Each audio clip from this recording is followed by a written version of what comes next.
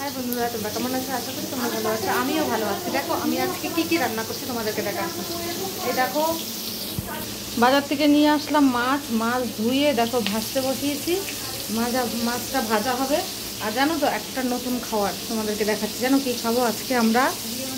এই যে মুরগির ঠ্যাং যাকে বলে, দেখো পরিষ্কার করে নিয়েছি, সাফ সাফাই হয়ে গেছে। এখন এটাকে রান্না করতে হবে, তোমাদেরকে দেখাবো কেমন করে রান্না করি। এটা হচ্ছে মাছের তেল, যেটা মাছের পেটি মানে যেটাকে বলে ওটা, এটাও বানাবো। যাই হোক, এগুলোর জন্য দেখো মাছ ভাজতে বসেছি, দেখতেই পাচ্ছ মাছ ভাজা।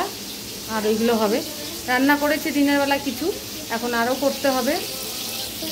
দেখতেই পাচ্ছ বন্ধুরা, যখন আমি রান্না করবো তখন তোমাদেরকে দেখাবো। এখন মাছটা ভেজে নিই আগে। মাছটা ভাজা হয়ে গেলে তখন তোমাদেরকে আবার আমি দেখাবো মুরগির ঠ্যাংটা কী করে বানাই।